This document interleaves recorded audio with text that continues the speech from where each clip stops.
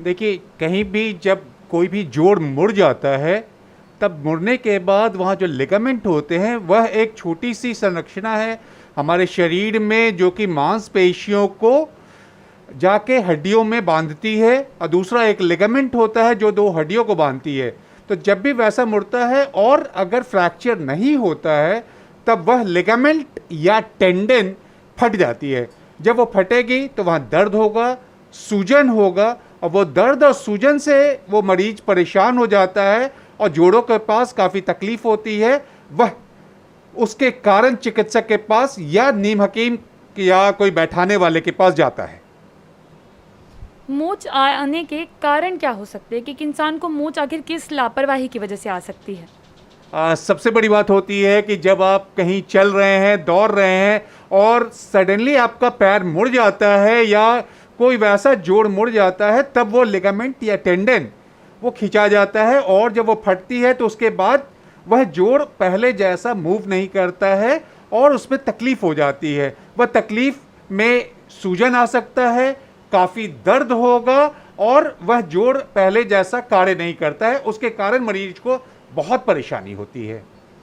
एक बड़ी समस्या ये हो जाती है कि मोच आना इतनी आम बात है कि लोग खुद ही चिकित्सक बनने लगते हैं और अक्सर मोच के साथ घरेलू उपचार करते हैं। बहुत लोग अपनी मोच पर मालिश भी करते हैं। तो मोच पर मालिश करना क्या सही साबित होता है या एक गलत फैसला हो सकता है इंसान की तरफ से? मोच पे अगर आप मालिश कर रहे हैं तो वह सबसे बड़ी लापरवाही है। उससे तकलीफ बढ़ जाती है, क्योंकि जब वो लिगामेंट या टेंडन फटता है तो वो जो खून की नस है वो भी फट जाती है, और उसके कारण खून हल्का हल्का रिसाव होता है। जब उस पर आप मालिश करने लगते हैं तो वो जो हल्का सा छिद्र था वो खून की नली में वो बढ़ जाता है और खून का रिसाव भी बढ़ जाता है, तो सूजन ज़्यादा हो जाती है, तकलीफ ज़्यादा हो जाती है। और दूसरी सबसे बड़ी गलती होती है गर्म पानी से सेक देना। गर्म पानी से जैसे ही आप सेकते हैं तो वह खून की नली और चौड़ी होती है, जिसको वैसोडाइलेटेशन बोलता जाता है, जो कि वो चौड़ी होती है और खून का रिसाव और बढ़ जाता है। तो दो चीज़ कभी ना करें, एक तो मालिश कभी भी नहीं करें, और दूसरा है गर्म से कभी मत सेकिए, उससे आपकी तकलीफ बहुत ज़्यादा बढ़ जाएगी। एक और चीज़ लोग अक्सर ये करते हैं कि अगर मोच ज़्यादा तकलीफ़ देने लगती है तो डॉक्टर्स के पास जाने के बजाय अक्सर ऐसे बहुत सारे लोग होते हैं जो अपने आप को मोच ठीक करने का बाबा बताते हैं, मोच के पंडित बताते हैं, जो लोगों से कहते हैं कि वो बेलन या किसी ऐसी ही चीज़ से उनकी मोच को ठीक कर देंगे। तो ऐसे लोगों के पास जाना लोगों के लिए सही या गलत हो सकता है, और फिर ऐसे लोग वाकई लोगों की कितनी मदद करते हैं? देखिए, जहाँ तक ये बातें आ जाती हैं कि लोग जाते हैं जिनको कि बैठाने वाला, नस खींचने वाला लोग बोलते हैं, वो क्या काम करते हैं, वो किसी दूसरे जगह का एक नस खींचते हैं, जिसको हम लोग काउंटर इरिटेंट बोलते हैं। मीन्स एक दुख है, उस दुख को दूसरे जगह बढ़ा दिया जाए तो पहला दुख थोड़ा कम लगता है, लेकिन वह इलाज नहीं हुआ। थोड़ा सा मरीज को दर्द कम हो जाता है क्योंकि वह एक दूसरा तरह का दर्द आ जाता है उसके शरीर में, तो वह कभी भी एडवाइस नहीं है।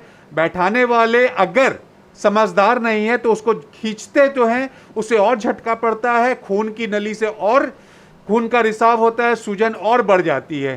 तो हमेशा एक नम्र निवेदन रहेगा कि अगर आपको तकलीफ है तो सिंपल आप रेस्ट अगर ले लीजिएगा, उससे बहुत फायदा होगा। और हमारे यहाँ एलोपैथिक में एक इलाज है जो कि हर कोई अपने घर पे कर सकता है, उसको राइस थेरेपी बोलते हैं। राइस मीन्स चावल का English RICE। R means rest. Rest अगर उसको आराम दे दीजिएगा तो सबसे ज़्यादा फायदा है। आई मीन्स आइस, मीन्स ठंडा करना, जो मैंने पहले बात बताई कि आपको गर्म नहीं करना है, तो आई मीन्स ठंडा करना। सी जो है वो है कंप्रेशन, मीन्स उसको हल्का सा कुछ लपेट दीजिए जिससे कि उसको और थोड़ा आराम मिलेगा और सूजन ज़्यादा नहीं बढ़ेगा। एंड ई इज एलिवेशन, उस चीज़ को आप थोड़ा उठा दीजिए। अगर पैरों में है, एड़ी के पास लगी है, तो एड़ी को आप उठा लीजिए, तो खून का रिसाव कम हो जाएगा और आपकी तकलीफ कम हो जाएगी। तो राइस जो है वो बहुत बड़ा चीज़ है। रेस्ट, आइस कंप्रेशन और एलिवेशन, ये करने से आप घर में 50% अपने रोगों का निदान कर सकते हैं।